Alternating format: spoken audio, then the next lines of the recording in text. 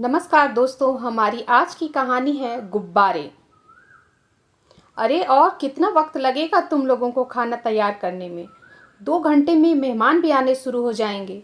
बस माँ जी, सब्जियां सब तैयार हो चुकी हैं, पुलाव भी थोड़ी देर में पक जाएगा और यह कमलाबाई आटा लगा रही है।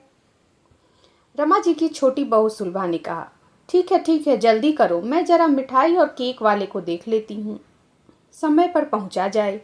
तब तक बड़ी बहू भी पार्लर से तैयार होकर आ जाएगी। उनके जाते ही काम वाली कमलाबाई ने मुंह टेढ़ा कर कहा, क्या छोटी भाभी, आप भी सुबह से रसोई में लगी पड़ी हैं?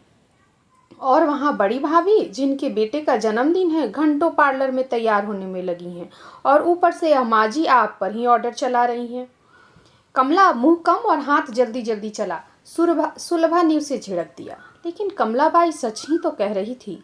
घर की छोटी बहू होने के बावजूद पूरे घर की जिम्मेदारी सुलभा के कंधों पर थी, जबकि बड़ी बहू पाखी आए दिन शॉपिंग, पार्लर और किटी पार्टियों में व्यस्त रहती। रमा जी ने उसे सर पर चढ़ा रखा था, क्योंकि वह एक बेटे की माँ थी। रमा जी को लगता था कि उसने इस घर को वारिस दिया है, जबकि सुलभा को एक प्यारी सी बिटिया थी। हद तो तब हो जाती जब रमा जी बच्चों के बीच भी भेदभाव करने लगती। आज सुलभा की जेठानी के बेटे का 8वां जन्मदिन मनाया जा रहा था और उसी की खुशी में घर में पार्टी दी जा रही थी। सुलभा सुबह से ही रसोई में लगी हुई थी। तभी उसकी 5 साल की बेटी रिमझिम दौड़ती हुई आई और कहने लगी, कितने सुंदर सुंदर गुब्बारे लगे हैं हॉल में। माँ, मुझे भी गुब्बारा चाहिए। नहीं बेटा, वह गुब्बारे सजाए गए हैं, आज तेरे मोहित भैया का जन्मदिन है ना। मम्मा, मेरे जन्मदिन में भी इतने ही सुंदर सुंदर गुब्बारे लगाओगे? हाँ हाँ बेटा, क्यों नहीं, चल तुझे तैयार कर देती हूँ। बच्ची का मन रखने के लिए सुलभा ने कह तो दिया, किंतु वह जानती थी कि ऐसा करना उसके लिए संभव नहीं, क्योंकि माँ जी बेटियों का जन्मदिन मनाना पसंद नहीं करती। थोड़ी ही देर में घर में मेहमान आने शुरू हो गए। Happy birthday to you. Mohit ने केक काटा और पूरा हॉल तालियों की आवाज से गूंज उठा। नन्ही रिमझिम अपनी बड़ी बड़ी आंखों से यह सब देखकर मुस्कुरा रही थी। पार्टी अच्छे से खत्म हो गई और सभी अपने अपने घरों को चले गए। रात में सोते समय सुलभा ने अपने पति रमेश से कहा कि रिमझिम अब धीरे धीरे बड़ी हो रही है। माँ जी मेरे साथ जो भी भेदभाव करते आई हैं, मैंने कुछ नहीं कहा, लेकिन अगर रिमझिम के साथ भी उन्होंने भेदभाव जारी रखा, बच्ची के मन पर बहुत ही बुरा असर पड़ेगा। मैं समझता हूँ सुलभा, लेकिन हम कर ही क्या सकते हैं? घर की सुख शांति के लिए हमें चुप रहना ही पड़ेगा। सुलभा मन महसूस कर सो गई। अगले दिन हॉल में दोनों बच्चे खेल रहे थे। मोहित गिफ्ट में मिले सुंदर सुंदर खिलौने रिमझिम को दिखा रहा था। रिमझिम ने कहा, पता है मोहित भैया, मेरे बर्थडे पर भी सुंदर सुंदर गुब्बारे सजेंगे और मुझे भी ऐसे ही गिफ्ट मिलेंगे। मेरी मम्मा ने कहा है मुझसे, कोई जन्मदिन नहीं मनेगा तेरा और ना ही कोई गुब्बारे सजेंगे। मोहित इस घर का बेटा है, उसकी बराबरी करने की कोई जरूरत नहीं है तुझे। और छोटी बहू क्या उल जलूल की बातें डालती है इसके दिमाग में। पास ही बैठी सुलभा की जेठानी भी सासू माँ की बातें सुनकर मुस्कुराने लगी। नन्ही सी बच्ची दादी माँ की इस झिड़की से सहम गई और माँ की ओर देखने लगी।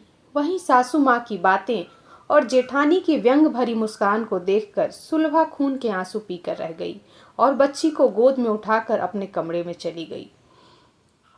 अंदर ऑफिस जाने के लिए तैयार होते रमेश ने भी सारी बातें सुन ली थीं। सुलभा ने उसकी ओर देखा तो वह उससे आंखें ना मिला सका और ऑफिस के लिए निकल गया। शाम को जब रमेश ऑफिस से वापस लौटा तो रमा जी ने कहा, अरे बेटा, सुबह तू इतनी जल्दी में बिना खाए ही क्यों निकल गया था?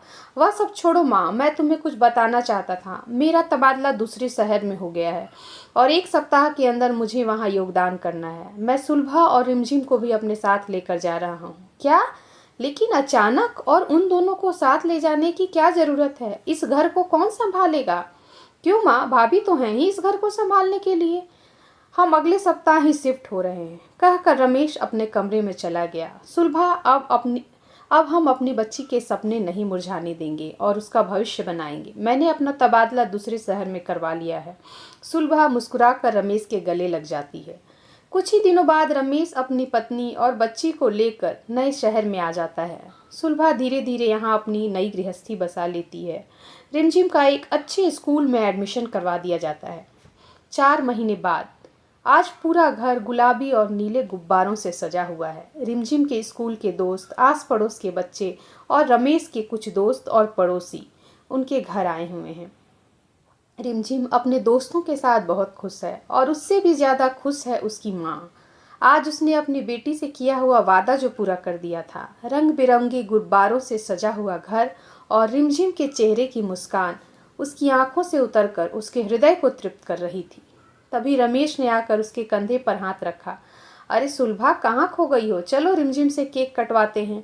और थोड़ी ही देर में पूरा hall happy birthday to you की आवाज़ से गूंज रहा था।